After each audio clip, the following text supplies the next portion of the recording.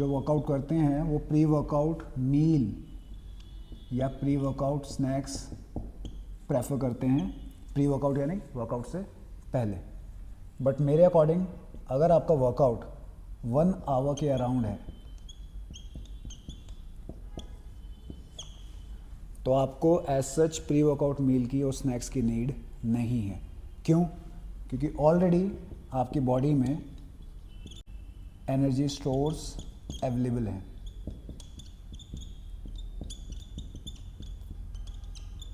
In the form of liver glycogen और muscle glycogen.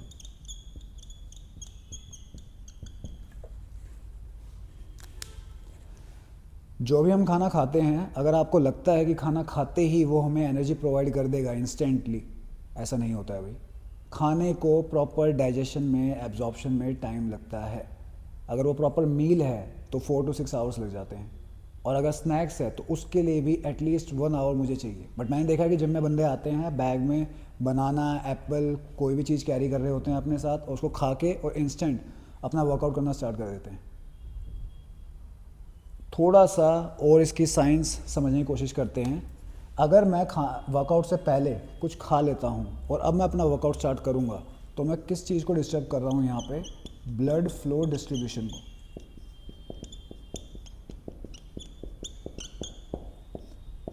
During exercise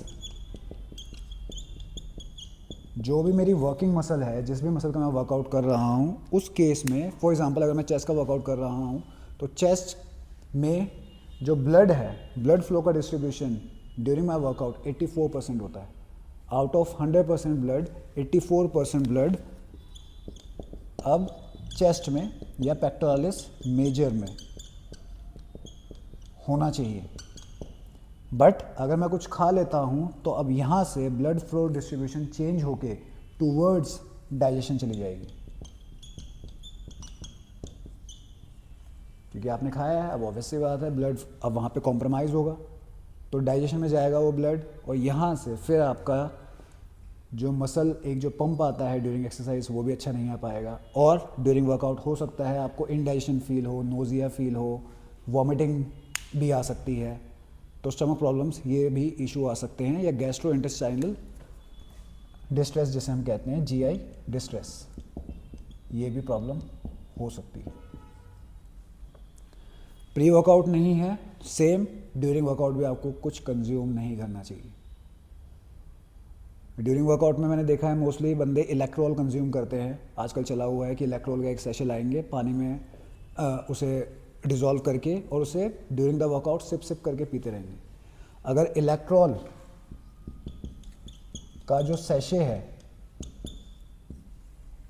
उसमें ingredients को अगर आप चेक करो तो ग्लूकोज काफ़ी ज़्यादा होता है, और ग्लूकोज के बाद जो उसमें सोडियम, पोटेशियम, क्लोराइड है, उनका लेवल भी काफ़ी ज़्यादा होता है। एमरजेंसी यूसेज में काम आता है आपका Electral in case of diarrhoea. But अगर आप इसे रेगुलरली कंज्यूम कर रहे हैं तो आप खुद देखो ग्लूकोज का लेवल वो कितना बढ़ा देगा, सोडियम का लेवल कितना बढ़ा देगा, पोटेशियम का, क्लोराइड का, तो वहाँ से भी प्रॉब्लम आती है। एक नॉर्मल रेंज से जब लेवल्स ऊपर हो जाते हैं तो इश्यूज़ आते हैं आपकी बॉडी में। तो ड्यूरिंग वर्कआउट भी हमें कुछ कंज्यूम नहीं करना चाहिए, और प्री वर्कआउट भी हमें एज सच नीड नहीं है कंज्यूम करने की, क्योंकि आपके स्टोर्स अवेलेबल है। लीवर में ग्लूकोज आपका स्टोर हो रखा है, उसे लीवर ग्लाइकोजन बोलते हैं, और मसल में आपका ग्लूकोज स्टोर है तो उसे मसल ग्लाइकोजन बोलते हैं। ये दोनों चीज़ें इनफ है आपके 1 आवर के वर्कआउट को एनर्जी प्रोवाइड करने के लिए। और इन केस अगर आप 1 आवर से ज़्यादा भी एक्सटेंड कर देते हो तो उस केस में भी बॉडी आपकी फैट्स पे स्विच हो जाएगी। आपको पता है फैट्स भी एक एनर्जी सोर्स है, आपकी बॉडी में अच्छे खासे लेवल पे स्टोर हो रखे हैं फैट्स, तो वो एनर्जी प्रोवाइड करेंगे। तो एनर्जी को लेके अगर आपको कुछ डाउट्स हैं तो प्लीज़ उनको छोड़ दो भाई। प्री वर्कआउट मील की, स्नैक्स की एज सच नीड नहीं है। अब कुछ हैं जो बोलेंगे कि हम मॉर्निंग में जाते हैं वर्कआउट करने, तो एम्प्टी स्टमक वर्कआउट करना ठीक है या नहीं है? ठीक है, वैसे एम्प्टी स्टमक वर्कआउट कर सकते हो, एम्प्टी स्टमक वर्कआउट करने में कोई प्रॉब्लम नहीं है, अच्छा ही होता है वर्कआउट।